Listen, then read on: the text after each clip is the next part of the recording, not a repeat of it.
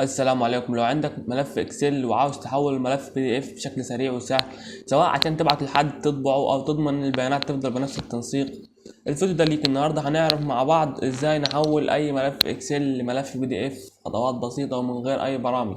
يلا نبدا. وزي ما انتم شايفين، لو معاك اي حاجه على الاكسل، انا مثلا معايا جدول اهوت، مثلا الجدول ده عايز اخليه بي دي اف.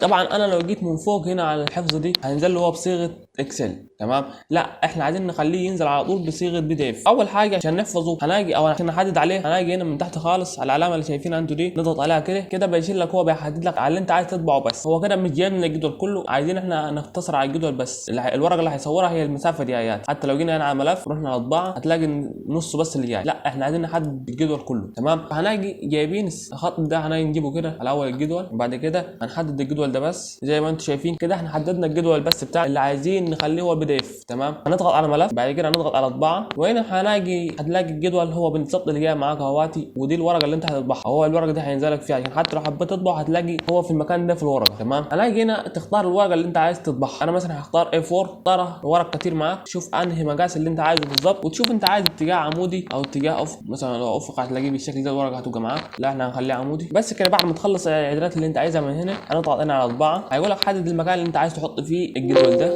او الملف البي دي اف. مثلا هنحدد على الملف هنا، تمام؟ ده كاتب اسم الملف، مثلا هخليه جدول مهام اليوميه. بعد ما تخلص كل حاجه كده تدوس حفظ، وبالشكل كده هو اتحفظ معانا كبي دي اف. هنرجع كده نشوفه، احنا خليناه على الاف زي ما انتم شايفين اهواتي، وبالشكل ده نزل معانا زي ما انتم شايفين بي دي اف. نضغط عليه نشوفه كده، وكده هو اتحول معانا من صيغه اكسل لبي دي اف على الورقه. زي ما انتم شايفين ده حجم الورقه بتاعتنا، لكن لو حبيت تطبعه وكده بكل بساطه تقدر تحول اي ملف اكسل لملف بي دي اف بدون اي برامج. لو عجبك الفيديو ما تنساش تعمل لايك وتشترك في القناه عشان يوصلك كل جديد. لو عندك اي استفسار سيبه في التعليقات وانا هرد عليك. اشوفكم في فيديو جديد. سلام.